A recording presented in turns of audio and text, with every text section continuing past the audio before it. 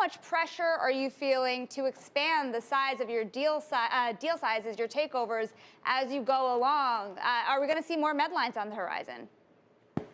Hi, Sonali. Happy to be here. Actually, I would say we don't have enough capital to address the opportunity that we're seeing. I mean, take Medline. It took three large firms to get that deal done.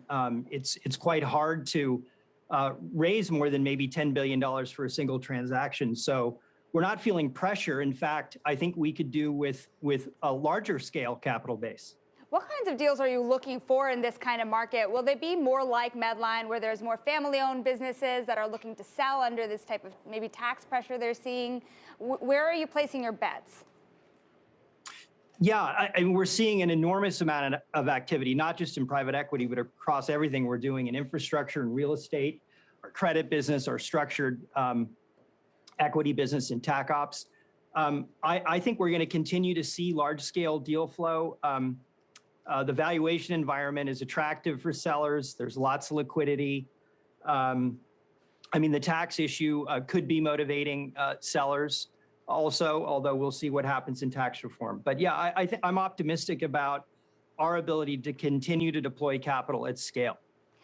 Speaking of scale, you've given me some really interesting data about your capital that you invest per deal. It's more than $1 billion nowadays. I mean, that is more than triple where it was in the early around 2011. So if you're putting $1 billion per deal, I mean, how big are these LBOs going to get through the end of this year? Yeah, I mean, we're trying to deploy at least $1 billion. And if you think about the scale of private equity relative to the public markets, there's $50 trillion of market cap probably at the end of today. And maybe buying power within private equity funds is added up with leverage, maybe $1 trillion. So we're still really small in the context of the global equity markets. So I think we could easily deploy $2 or $3 or $4 or $5 billion per investment if we had the capital. What are some of the opportunities you're seeing outside of the U.S.? I know Blackstone has really been doubling down in Asia, for example. Yeah, Asia's been a great market for us, in particular in India. Over the last decade, we've really focused on control buyouts in the Indian market, where we can control the key value creation levers of capital allocation and putting in great management and using our global operating network to drive operating value add. We've been focused in India on businesses that take advantage of their lower cost structure and also a decline in the rupee relative to the dollar in providing essential services and critical components in the auto sector, for example, or in packaging, supply chain, and also a couple of domestic themes in education and in healthcare, domestic spending themes in India, similar themes in China. We've also been very active in Japan recently, having done two of the largest buyouts in the Japanese market over the last 3 years in consumer-facing, healthcare-oriented businesses. Mm-hmm. So here back in the U.S., a lot of people have been paying so much attention to what Blackstone has been doing in the single-family home market. In fact, we're seeing some of your rivals follow you there. What's the opportunity here, and how is your group really capitalizing on it?